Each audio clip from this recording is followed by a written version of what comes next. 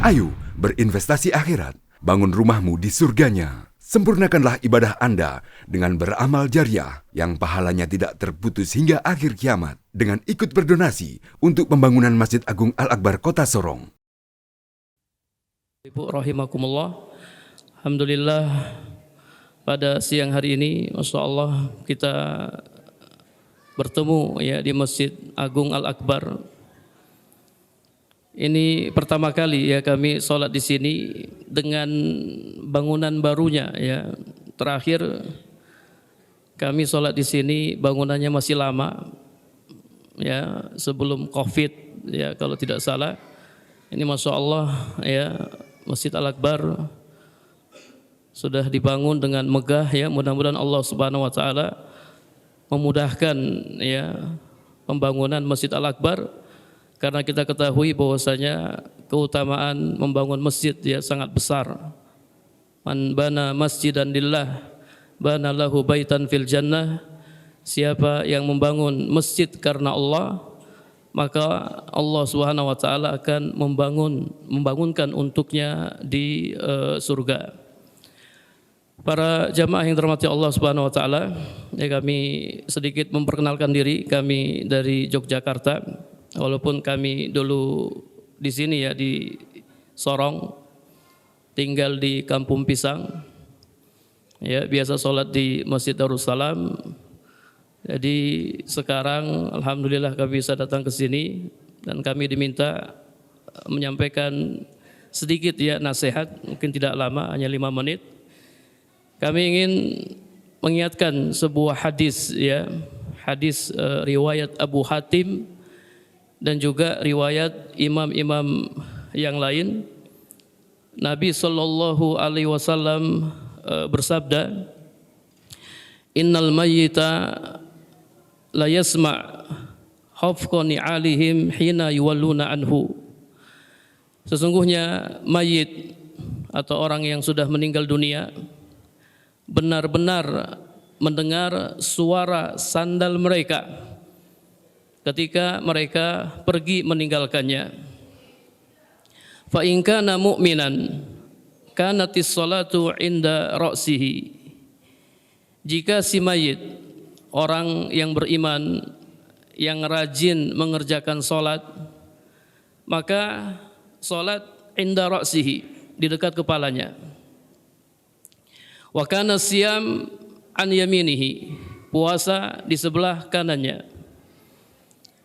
Wa kanatiz zakah an yasarihi, zakat di sebelah kirinya. Wa kana fi'lul khairat minas sadaqati wassilati wal ma'rufi wal ihsan ilan nas inda rijlaihi.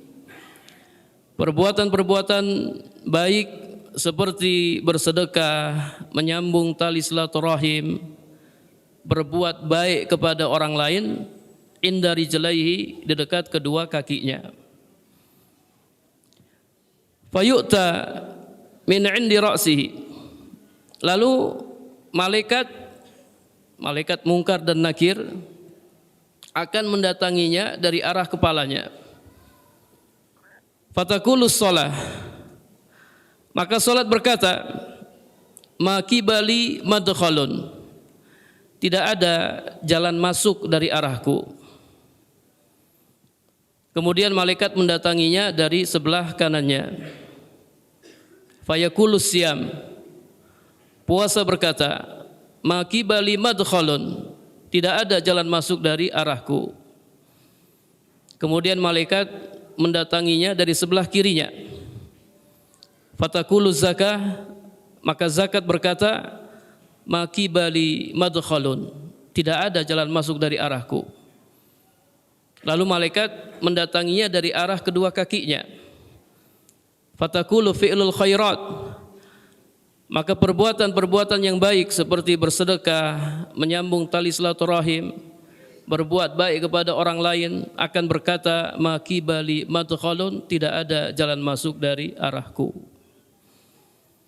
Kata para ulama, di antaranya Syekhul Islam Ibnu Taimiyah, bahwasanya hadis ini menunjukkan amalan-amalan yang kita lakukan itu akan menjaga kita di alam kubur.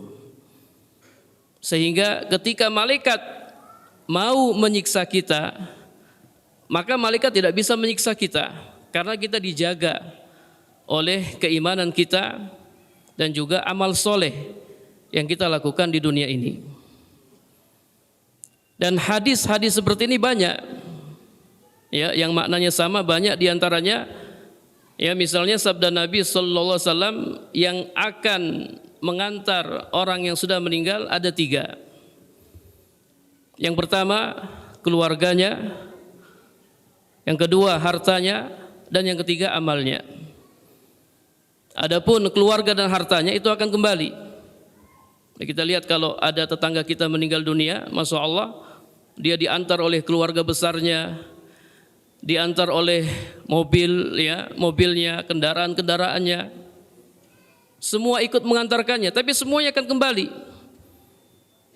Hanya satu yang setia menemaninya, itu amalnya, amal solehnya. Kemudian dalam hadis yang lain, hadis tentang 3 pertanyaan kubur, ya, kalau kita sudah meninggal dunia, maka kita akan ditanya tentang 3 hal. Man rabbuka, wa man nabiyuka, wa madinuka. Siapa Rabbmu, siapa nabimu, apa agamamu? Adapun orang mukmin dia akan menjawab, Rabbi Allah, wa Nabi Muhammad sallallahu alaihi wasallam, wa dini al-Islam. Rabbku Allah, nabiku Nabi Muhammad sallallahu alaihi wasallam, dan agamaku agama Islam. Setelah dia berhasil menjawab 3 pertanyaan kubur, lalu datanglah, ya, seseorang yang Masya Allah tampan wajahnya, bagus pakaiannya, kemudian harum, ya, baunya. Ini si mayit terheran-heran, kemudian dia bertanya, man anta, siapa kamu? Orang itu akan menjawab, ana amalukas soleh, aku adalah amal solehmu. Ana amalukas soleh, aku adalah amal solehmu. Jadi para jamaah yang dirahmati Allah Subhanahu Wa Taala, yang setia menemani kita, ya, adalah amal soleh kita, bukan siapa-siapa. Harta yang kita miliki bisa menemani kita kalau harta itu kita sedekahkan. Dia akan berubah menjadi amal soleh, kemudian akan menjaga kita dan menemani kita di alam kubur. Jadi perbanyak amal soleh. Di dalam hadis ini Nabi mengatakan, fa in kana mu'minan, jika dia orang yang beriman. Ini syarat, kata para ulama, syarat mendapatkan penjagaan dan mendapatkan keselamatan. Dia beriman, beriman kepada Allah dan beriman kepada apa-apa yang diperintahkan oleh Allah untuk diimani. Beriman kepada apa-apa yang Nabi perintahkan untuk diimani, karena yang harus kita imani banyak sekali, ya, terutama rukun iman.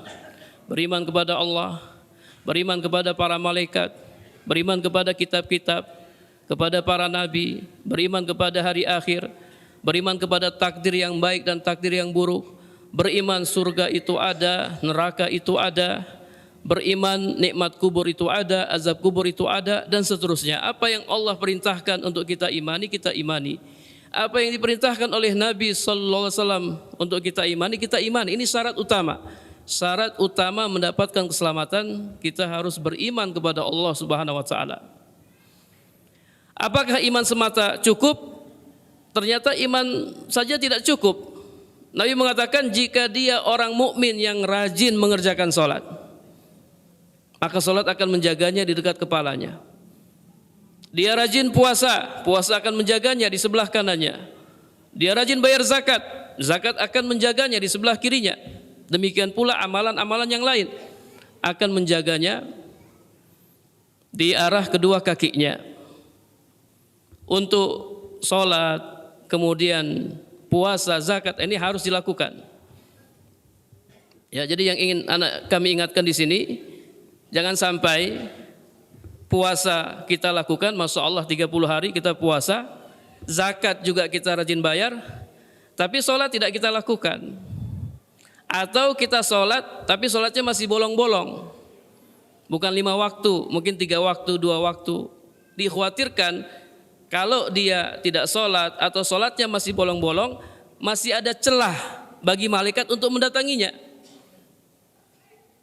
Atau sebaliknya, dia sholat tapi dia tidak puasa, dia bayar zakat, masih ada celah bagi malaikat untuk mendatanginya dan menyiksanya. Atau dia rajin sholat, dia puasa 30 hari, Masya Allah, tapi dia tidak bayar zakat. Nah, ini juga masih ada celah bagi malaikat untuk mendatanginya dan menyiksanya. Jadi sholat kita lakukan, kemudian puasa kita lakukan, zakat kita lakukan, demikian pula amalan-amalan yang lain kita lakukan. Para jamaah yang dirahmati Allah Subhanahu wa taala, Masya Allah, bulan Ramadan tidak terasa ya. Tinggal berapa hari ini? Tinggal berapa hari kira-kira? Ya mudah-mudahan tinggal beberapa hari lagi ya, kita gunakan kesempatan yang sedikit ini ya untuk berlomba-lomba dalam kebaikan. Kita kalau baca hadis-hadis Nabi, ternyata Nabi sallallahu alaihi wasallam itu semakin Ramadan mau selesai, beliau semakin semangat. Beliau kencangkan sarungnya, menyingsingkan lengan bajunya, tambah semangat untuk beribadah kepada Allah Subhanahu wa taala. Mudah-mudahan Allah Subhanahu wa taala menerima segala amal soleh yang kita kerjakan di bulan yang mulia ini dan juga bulan-bulan lainnya. Mungkin ini saja yang bisa kami sampaikan. Mudah-mudahan bermanfaat bagi diri kami dan jamaah sekalian. Kita akhiri dengan doa kafaratul majlis. Subhanakallahumma wa bihamdika asyhadu an la ilaha illa anta astaghfiruka wa atubu ilaik. Wassalamualaikum warahmatullahi wabarakatuh. Ayo dukung media dakwah Masjid Agung Al-Akbar dengan ikut berdonasi pengadaan alat multimedia dan operasional dakwah. Usia boleh terputus, pahala jariah mengalir terus.